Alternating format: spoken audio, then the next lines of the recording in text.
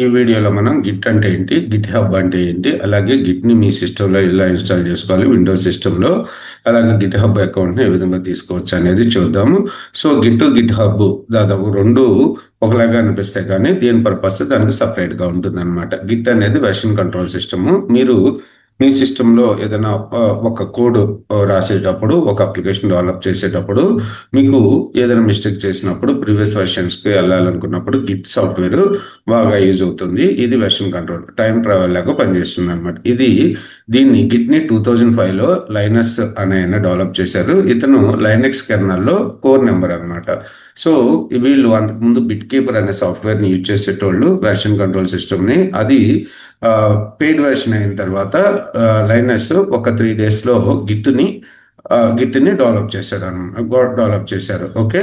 So తర్వాత Git hub అనేది cloud hosting platform.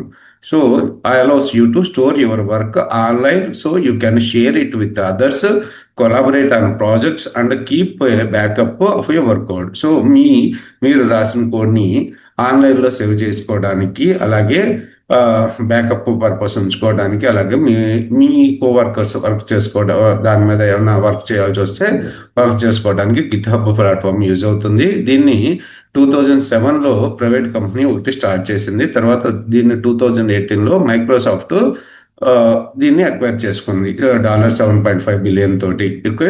So ఎక్కువగా ఇంటిగ్రేషన్ అంటే మైక్రోసాఫ్ట్ వాళ్ళ ప్రోడక్ట్ కాబట్టి విజువల్ స్టూడియో కోడ్కి ఎక్కువ సపోర్ట్ చేస్తూ ఉంటుంది. ఇనీషియల్గా మ్యాక్ ఓఎస్కి, లైనెక్స్కి యూజ్ అయ్యేది. కాకపోతే ఇప్పుడు విండోస్ వాళ్ళు తీసుకున్న తర్వాత విండోస్కి బాగా, మైక్రోసాఫ్ట్ వాళ్ళు తీసుకున్న తర్వాత విండోస్ ఆపరేటింగ్ సిస్టంలో కూడా బాగా వర్క్ అవుతుంది. ఓకే.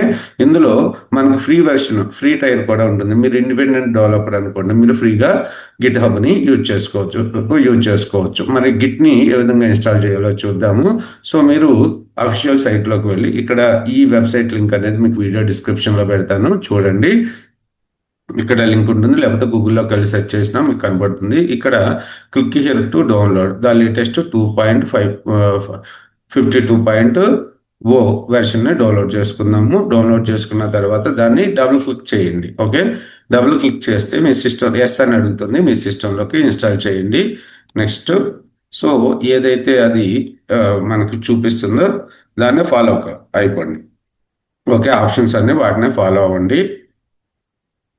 ఫాలో అయ్యి ఇప్పుడు ఇన్స్టాల్ కన్నా ముందు యాక్చువల్గా మన దాంట్లో వెర్షన్ కంట్రోల్ సిస్టమ్ ఉందో లేదో చూద్దాం. అంటే గిట్ ఉందో లేదో చూద్దాం. గిట్ --- వెర్షన్ సిఎండి ఓపెన్ చేస్తున్నాను. కమాండ్ ప్రాంప్ట్ కానీ పవర్ షెల్ కానీ ఏదైనా ఓపెన్ చేయండి. సో ఇక్కడ చూసుకున్నట్టయితే git is not recognised as a internal or external command అని చెప్పి చూపిస్తుంది కదా. ఇప్పుడు ఇన్స్టాల్ చేద్దాము. అంటే సగంలో ఉంది కదా ప్రాసెస్.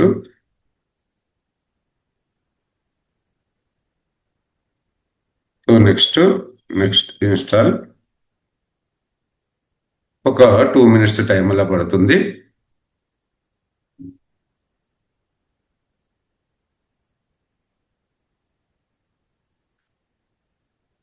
మీకు ఇక్కడ కొన్ని మల్టిపుల్ ఆన్సర్ క్వశ్చన్స్ మీకు వీడియో కామెంట్స్ కింద ఇచ్చాను. ఆ కామెంట్స్ని మీరు చూసి ఆన్సర్ని గెస్ట్ చేయండి. మొత్తం ఒక 4 to 5 క్వశ్చన్స్ ఉంచుతాను. అలాగే మీకు దీనికి సంబంధించిన ఆన్సర్స్లో ఏమైనా డౌట్ ఉన్నట్టయితే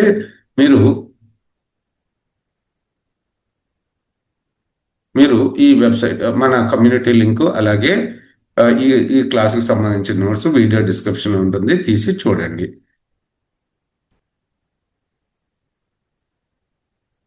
okay.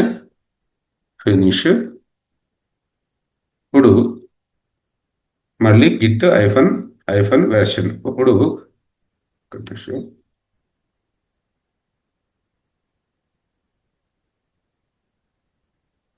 Command prompt Git hyphen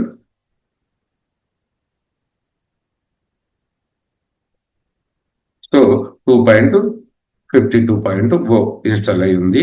అలాగే మీరు గిట్ హబ్ అకౌంట్ ఏ విధంగా తీసుకోవాలో చూద్దాము. సో github.com సైన్అప్లోకి వెళ్ళండి. నేను ఆల్రెడీ రిజిస్టర్ అయి ఉన్నాను. సైన్ అవుట్ చేసేస్తున్నాను.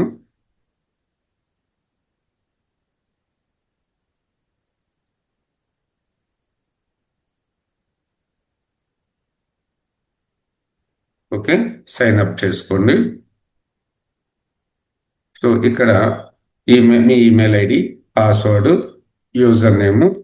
యూజర్ నేమ్ కొద్దిగా ప్రొఫెషనల్గా ఉండేటట్టు చూడండి. క్రియేట్ అకౌంట్ మీద క్లిక్ చేస్తే మీకు వెరిఫికేషన్ మెయిల్ వస్తుంది. లేకపోతే sign in with Google, single sign in ఉంది ఇక్కడ, కంటిన్యూ విత్ గూగుల్ అని చెప్పి.